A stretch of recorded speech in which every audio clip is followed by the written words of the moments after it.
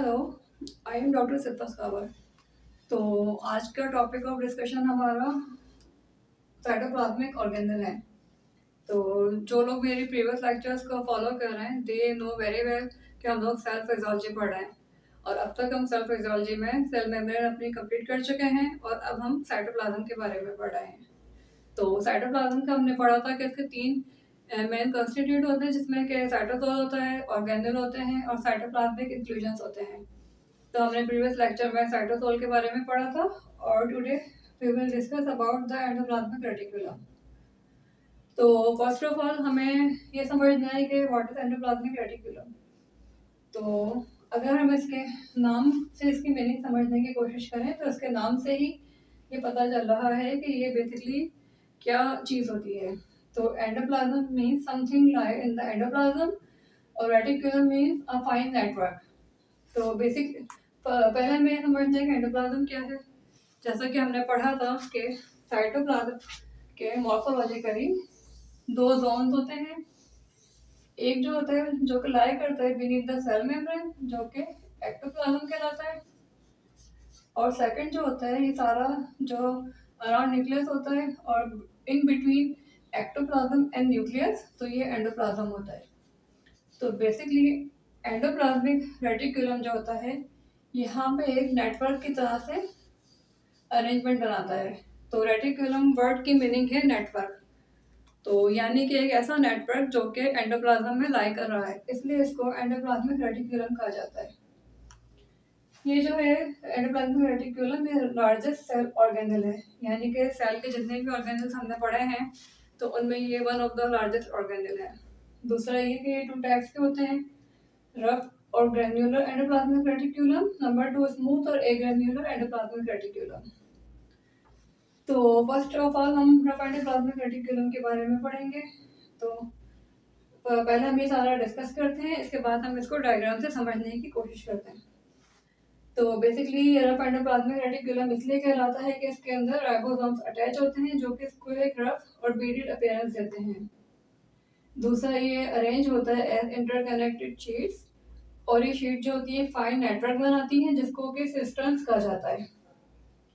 अच्छा, और हमने पढ़ा है कि राइबोसोम्स अटैच होते हैं रफ एंडोप्लाज्मिक रेटिकुलम में। तो राइबोसोम्स जो होते हैं इनकी साइटोप्लाज्मिक सरफेस पे अटैच होते हैं। दूसरा रफ एंडोप्लाज्मिक रेटिकुलम की एक ल्यूमेन होती है जिसमें कि फ्लूइड होता है जो कि एंडोप्लाज्मिक मैट्रिक्स कहलाता है। और जो रफ एंडोप्लाज्मिक रेटिकुलम की जो मेम्ब्रेन है वो कंटिन्यू होती है with the outer nuclear membrane. और जो एंडोप्लाज्मिक रेटिकुलम की जो ल्यूमेन है जिसमें कि एंडोप्लाज्मिक मैट्रिक्स है वो कंटिन्यू होती है विद द पेरीन्यूक्लियर स्पेस। तो अब हम इसको इस वाले डायग्राम से समझते हैं। तो ये एक डायग्राम है, बिल्कुल रफ सी डायग्राम है जिसमें कि हमने न्यूक्लियस ड्रॉ किया हुआ है। ये सारा रफ एंडोप्लाज्मिक रेटिकुलम है, ये स्मूथ एंडोप्लाज्मिक रेटिकुलम है। तो बेसिकली हमने सबसे पहले ये पढ़ा है कि एंडोप्लाज्मिक रेटिकुलम जो होता है नेटवर्क की इंटरकनेक्टेड शीट्स की शक्ल में अरेंज होता है या नेटवर्क होता है। जैसा कि आप इस डायग्राम से देख सकते हैं कि ये डिफरेंट शीट्स हैं जो कि आप आपस में इंटरकनेक्टेड हैं। अगर हम इन शीट को जो है यहाँ से एक सेपरेट शीट लेके देखें ताकि हमें ये समझ में आए कि किस तरह की शीट है, तो ये इस तरह से शीट बनी हुई होती है। तो ये सारी डिफरेंट शीट्स होती है जो आपस में कनेक्टेड होती हैं। अच्छा, राइबोसोम जो है इनकी साइटोप्लाज्मिक सरफेस के ऊपर अटैच होते हैं। तो ये वाली जो है इसकी साइटोप्लाज्मिक सरफेस है जो साइटोप्लाज्म को फेस कर रही है और यहाँ पे राइबोसोम्स अटैच हैं जो कि इसको ए ग्रेन्युलर या बीडेड अपीयरेंस दे रही है, जिसकी वजह से ये रफ एंडोप्लाज्मिक रेटिकुलम कहलाता है। दूसरा ये कि हमने ये पढ़ा है कि इसके अंदर एक ल्यूमेन होती है जिसमें कि फ्लूइड होता है जो कि एंडोप्लाज्मिक मैट्रिक्स कहलाता है।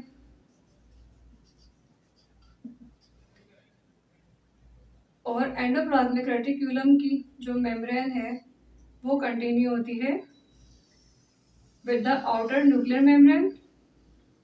और जो इसकी ल्यूमेन होती है वो कंटिन्यू होती है विद द पेरीन्यूक्लियर स्पेस। जैसा कि आप इस वाले फिगर से देख सकते हैं कि ये इसकी ल्यूमेन है, अच्छा ये न्यूक्लियस है, ये इसकी आउटर मेम्ब्रेन है, ये इसकी इनर मेम्ब्रेन है। तो एंडोप्लाज्मिक रेटिकुलम की जो ये वाली लेयर है ये कंटिन्यू है with the outer nuclear membrane, इसकी जो येली मेम्ब्रेन है, और जो इसका मैट्रिक्स है जिसमें कि फ्लूइड है वो कंटिन्यू है with the perinuclear space. तो आई थिंक ये आपको क्लियर हो गया होगा। दोबारा हम इस डायग्राम में भी एक दफ़ा से इसको रिपीट कर लेते हैं कि एंडोप्लाज्मिक रेटिकुलम जो है एक नेटवर्क बना रहा है विद इन द एंडोप्लाज्म। ये जो है इंटरकनेक्टेड शीट्स की शक्ल में होता है, और ये शीट जो होती है वो सिस्टर्स कहलाती हैं। इनकी जो साइटोप्लाज्मिक सरफेस है इसके ऊपर राइबोसोम्स अटैच होते हैं। एंडोप्लाज्मिक रेटिकुलम की जो आउटर मेम्ब्रेन है वो कंटिन्यूस होती है with the outer membrane, outer nuclear membrane, और जो इसका मैट्रिक्स है एंडोप्लाज्मिक मैट्रिक्स वो कंटिन्यू है with the perinuclear space. तो अब अगर हम इसके फंक्शंस देखें तो सबसे इम्पॉर्टेंट फंक्शन जो रफ एंडोप्लाज्मिक रेटिकुलम परफॉर्म करता है वो है प्रोटीन सिंथेसिस। तो बेसिकली प्रोटीन सिंथेसिस की जो मेन मतलब साइड है यहाँ पे प्रोटीन सिंथेसिस होता है वो हेपेटोसाइट्स है, यानी कि लिवर सेल्स।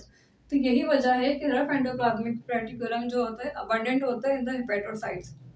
तो अगर हम प्रोटीन सिंथेसिस पढ़ें कि जो कि रफ एंडोप्लाज्मिक रेटिकुलम बना रहा है तो उसमें सिक्रेटेड प्रोटीन्स आ जाते हैं, मेम्ब्रेन प्रोटीन्स आ जाते हैं।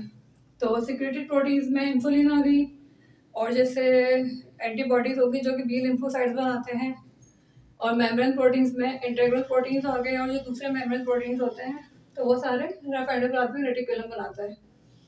अच्छा, दूसरा इंपॉर्टेंट फंक्शन इसका क्या है? Degradation of the worn out organelles.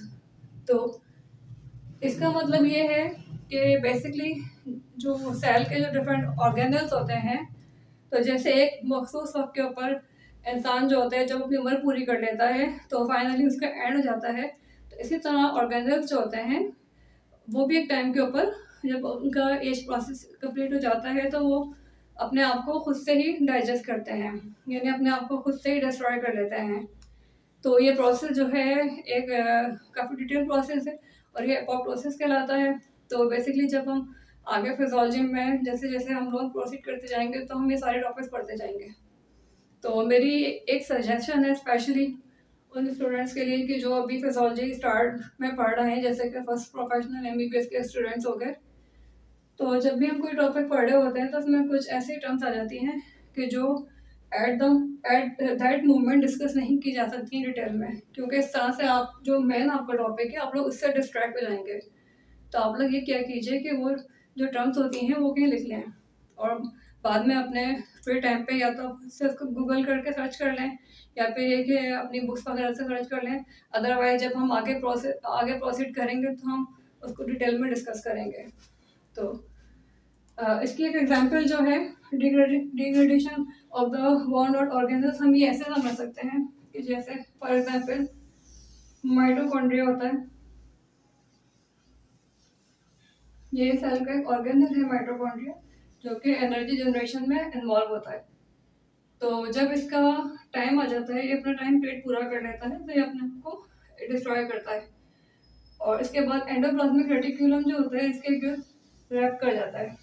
तो इस तरह से ये जो स्ट्रक्चर होता है, ये पूरा स्ट्रक्चर जो होता है, लाइजोसोम्स जो होते हैं बेसिकली एक ऑर्गेनल होते हैं सेल के, जिनका फंक्शन ये होता है कि ये सेल के जो डिफरेंट ऑर्गन्स होते हैं उनको डाइजेस्ट करते हैं ऑर्गेनल्स को।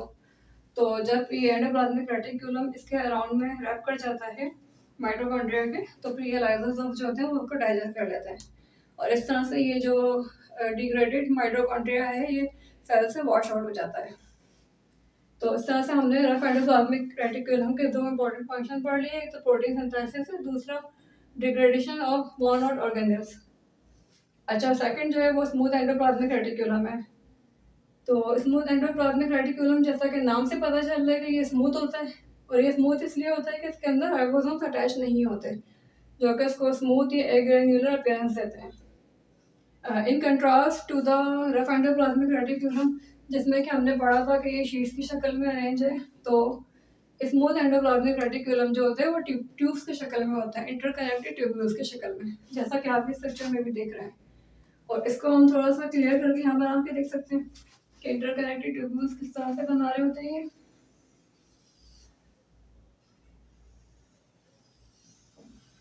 कि इस तरह से डिफरेंट इंटरकनेक्टेड ट्यूब्यूल्स होते हैं। तो ये इनकी साइटोप्लाज्मिक सरफेस हो गई है, ये इनका ल्यूमेन हो गई है। तो इस तरह से मल्टीपल ट्यूब्यूल्स होते हैं जो कि आपस में कनेक्टेड होते हैं।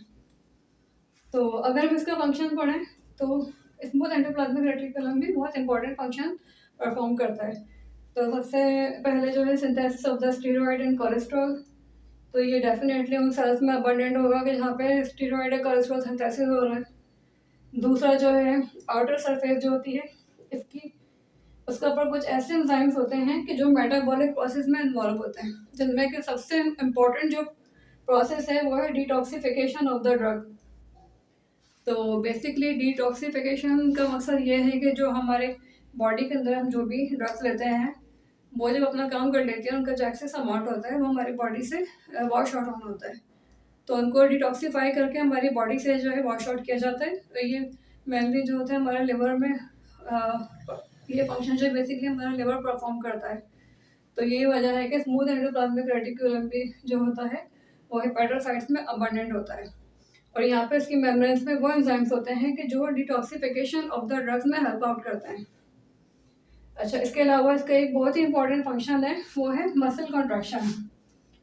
तो बेसिकली जब हम इस स्केलेटल मसल की तरफ आएंगे तो हम वहाँ पे पढ़ेंगे कि जब मसल कॉन्ट्रैक्ट करते हैं तो उसमें कैल्शियम मसल सेल्स के अंदर जो स्मूथ एंडोप्लाज्मिक रेटिकुलम होता है उसके अंदर कैल्शियम डिपॉजिट होता है। तो जब मसल सेल को कोई भी स्टिमुलस मिलता है और वो कॉन्ट्रैक्ट करता है तो वो कैल्शियम जो होता है स्मूथ एंडोप्लाज्मिक रेटिकुलम से रिलीज होता है और कॉन्ट्रैक्शन के प्रोसेस में जो होता है टेक पार्ट करता है। और जब कॉन्ट्रैक्शन का प्रोसेस ओवर हो जाता है तो कैल्शियम दोबारा से स्मूथ एंडोप्लाज्मिक रेटिकुलम में जाके स्टोर हो जाता है। तो इस तरह से हमने इसके फंक्शन में पढ़ लिया है कि synthesis of the steroid and cholesterol, दूसरा जो है डिटॉक्सिफिकेशन प्रोसेस में इन्वॉल्व होता है स्मूथ एंडोप्लाज्मिक रेटिकुलम, इसके अलावा कैल्शियम स्टोरेज में इन्वॉल्व होता है। इसके साथ ही हमारा जो है आज का टॉपिक हम लोग फिनिश करते हैं। तो अपने नेक्स्ट लेक्चर में हम अपना नेक्स्ट टॉपिक जो है वो डिस्कस करेंगे, that will be Golgi apparatus। तो आप लोगों से रिक्वेस्ट है कि अगर आपको मेरी वीडियो अच्छी लगी है तो मेरे चैनल को सब्सक्राइब कर लें और मेरी वीडियो को लाइक और शेयर करें। तो थैंक्स फॉर वॉचिंग।